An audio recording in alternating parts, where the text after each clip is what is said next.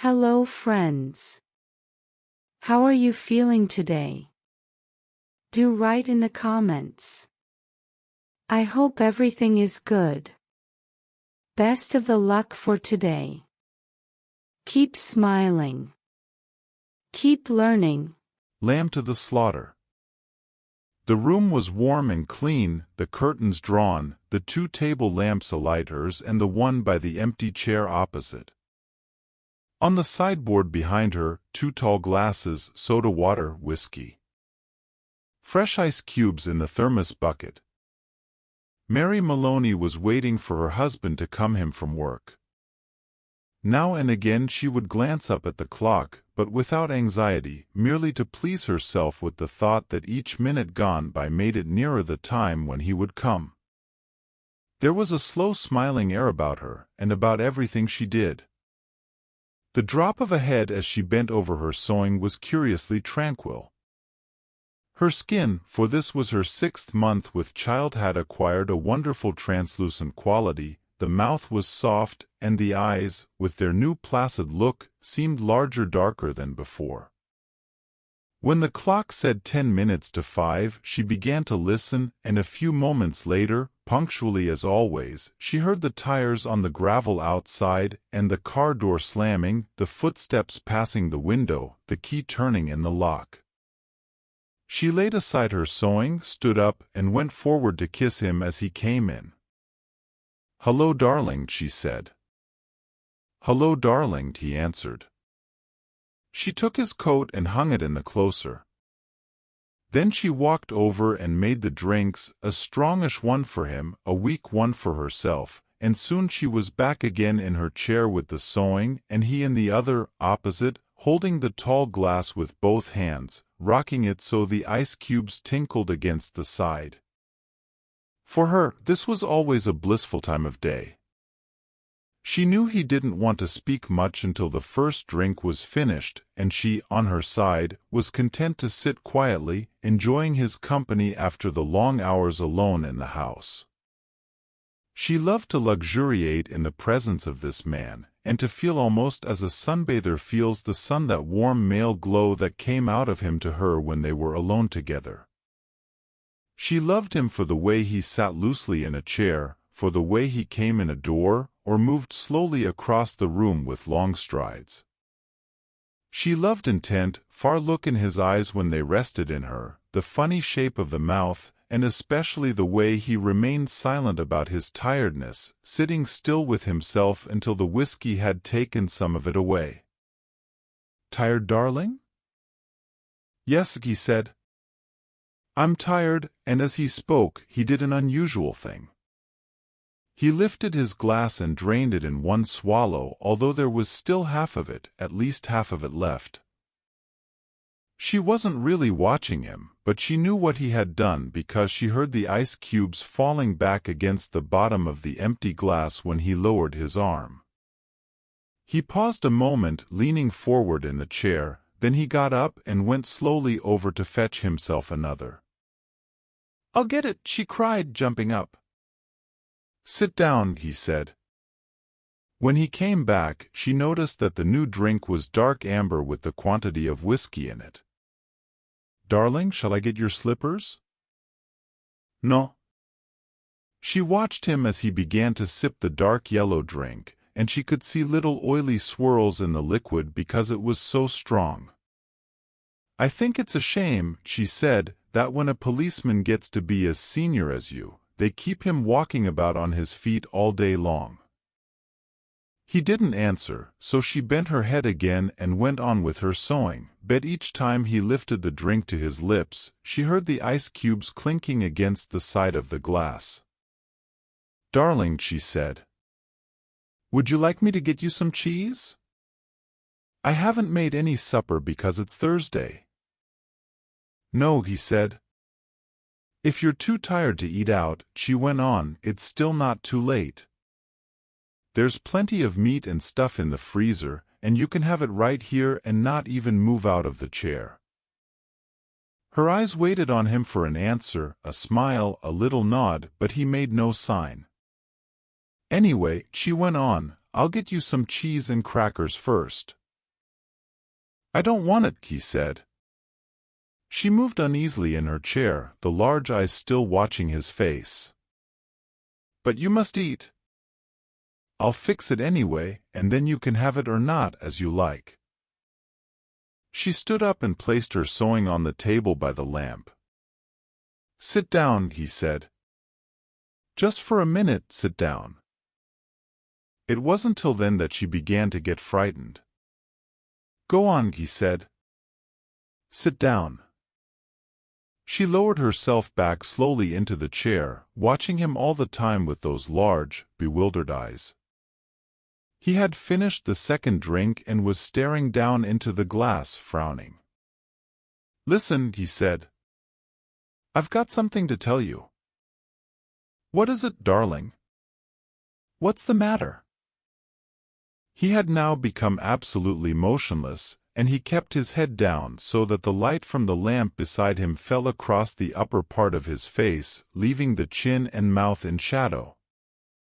She noticed there was a little muscle moving near the corner of his left eye. This is going to be a bit of a shock to you, I'm afraid, he said. But I've thought about it a good deal and I've decided the only thing to do is tell you right away. I hope you won't blame me too much. And he told her. It didn't take long, 4 or 5 minutes at most, and she sat very still through it all, watching him with a kind of dazed horror as he went further and further away from her with each word. So there it is, he added. And I know it's kind of a bad time to be telling you, but there simply wasn't any other way.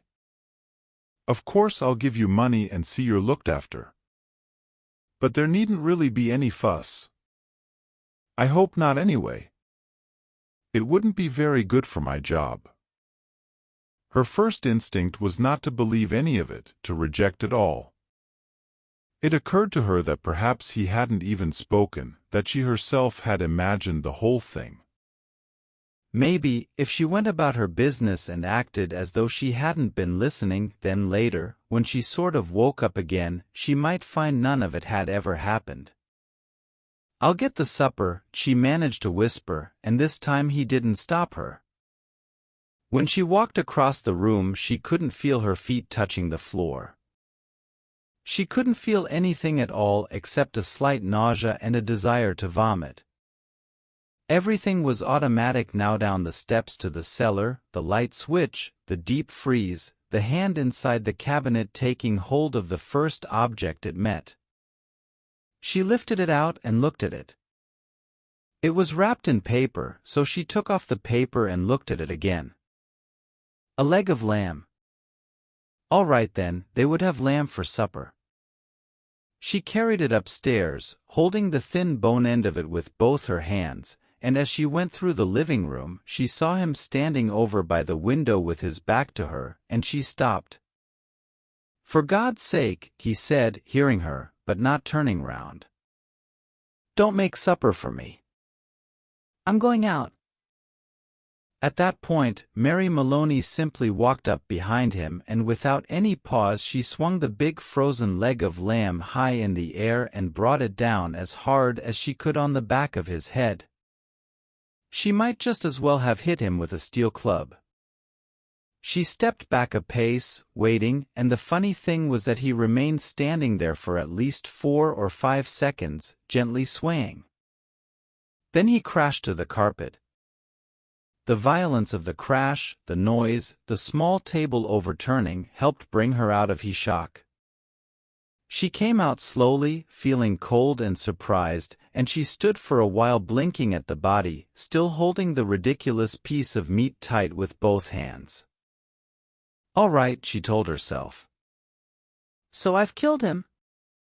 It was extraordinary, now, how clear her mind became all of a sudden. She began thinking very fast. As the wife of a detective, she knew quite well what the penalty would be. That was fine. It made no difference to her. In fact, it would be a relief. On the other hand, what about the child? What were the laws about murderers with unborn children? Did they kill then both mother and child? Or did they wait until the 10th month? What did they do? Mary Maloney didn't know. And she certainly wasn't prepared to take a chance. She carried the meat into the kitchen, placed it in a pan, turned the oven on high, and shoved tea inside. Then she washed her hands and ran upstairs to the bedroom. She sat down before the mirror, tidied her hair, touched up her lops and face. She tried a smile.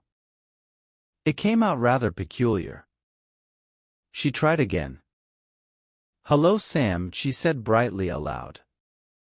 The voice sounded peculiar too. "I want some potatoes, please, Sam." "Yes, and I think a can of peas." That was better. Both the smile and the voice were coming out better now. She rehearsed it several times more. Then she ran downstairs, took her coat, went out the back door, down the garden, into the street. It wasn't 6 o'clock yet and the lights were still on in the grocery shop.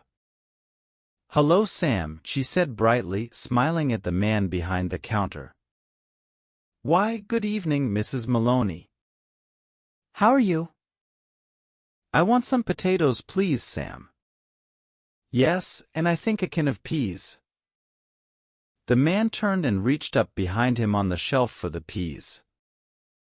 "Patrick's decided he's tired and doesn't want to eat out tonight," she told him. "We usually go out Thursdays, you know, and now he's caught me without any vegetables in the house." "Then how about meat, Mrs. Maloney?" "No, I've got meat, thanks. I got a nice leg of lamb from the freezer." "Oh. I don't know much like cooking it frozen, Sam, but I'm taking a chance on it this time." "You think it'll be all right?" "Personally," the grocer said, "I don't believe it makes any difference." "You want these Idaho potatoes?" "Oh yes, that'll be fine. 2 of those. Anything else?" The grocer cocked his head on one side, looking at her pleasantly. "How about afterwards? What you going to give him for afterwards?" "Well, what would you suggest, Sam?" The man glanced around his shop. "How about a nice big slice of cheesecake? I know he likes that." "Perfect," she said. "He loves it." And when it was all wrapped and she had paid, she put on her brightest smile and said, "Thank you, Sam. Good night."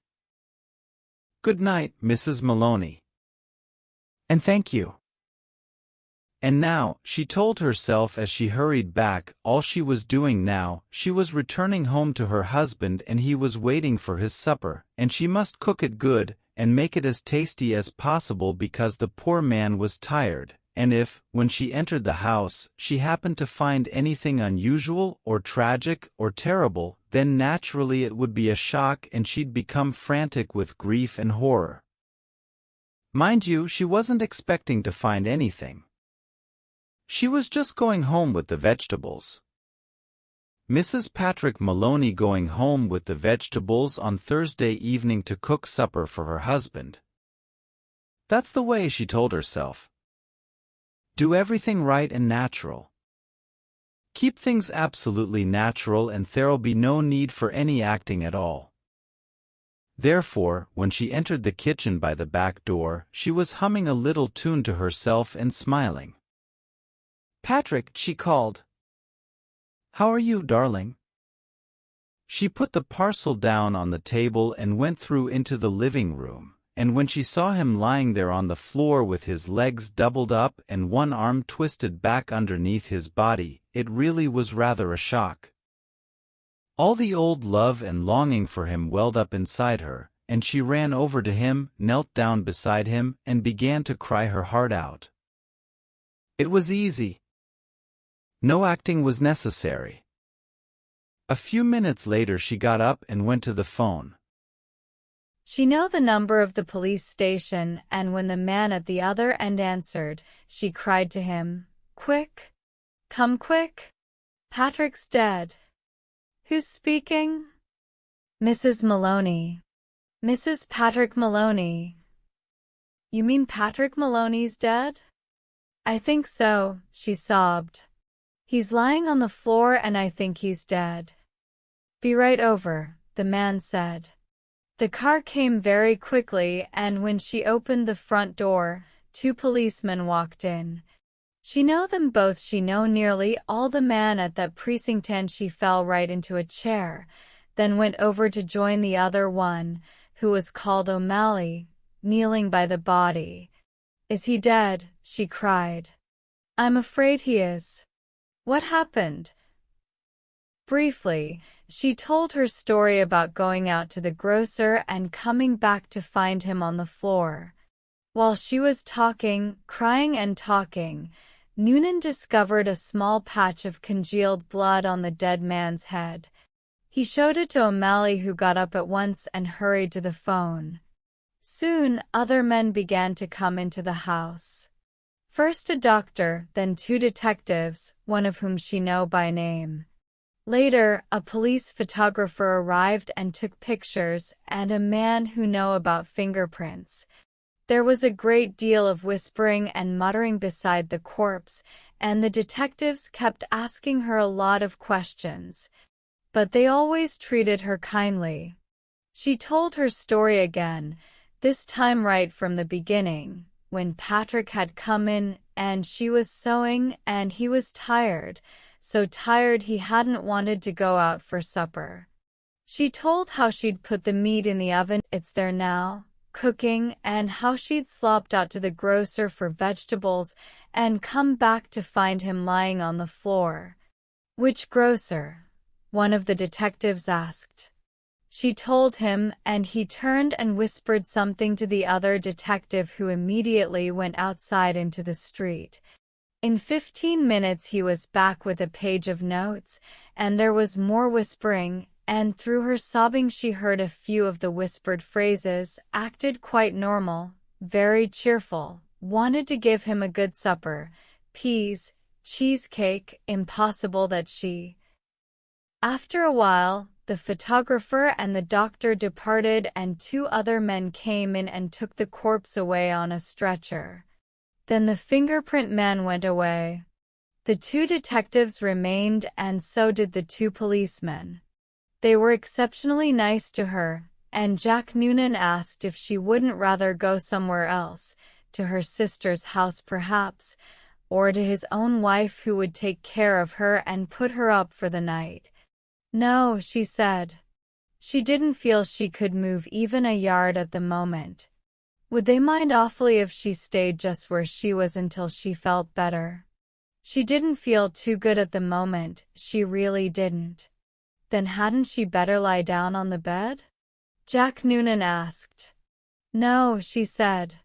She'd like to stay right where she was, in this chair.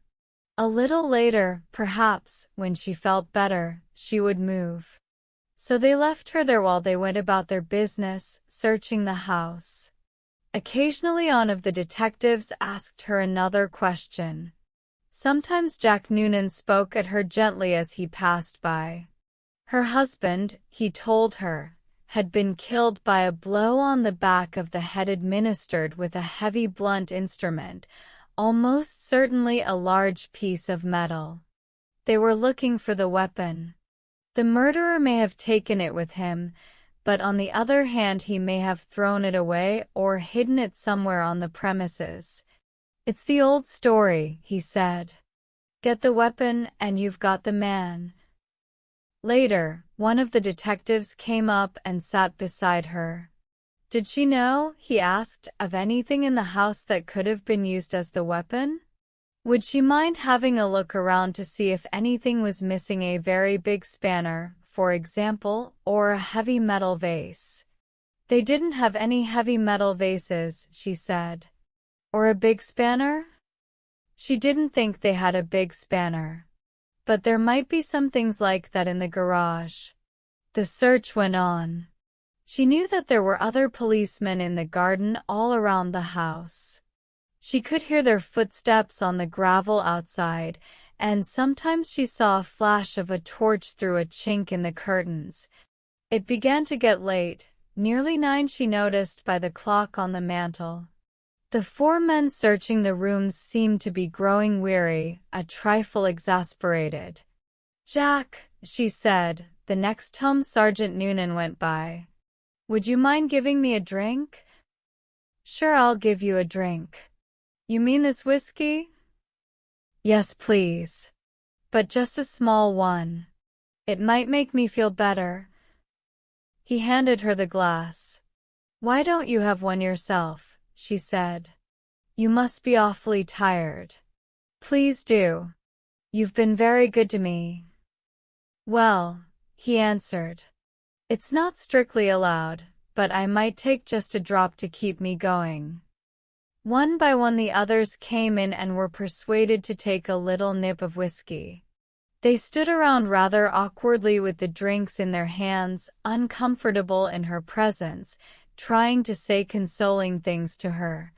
Sergeant Noonan wandered into the kitchen, come out quickly and said, "Look, Mrs. Maloney. You know that oven of yours is still on and the meat still inside." "Oh dear me," she cried. "So it is? I better turn it off for you, hadn't I?" "Will you do that, Jack?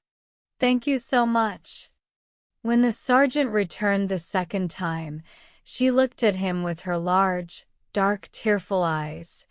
"Jack Noonan," she said. "Yes."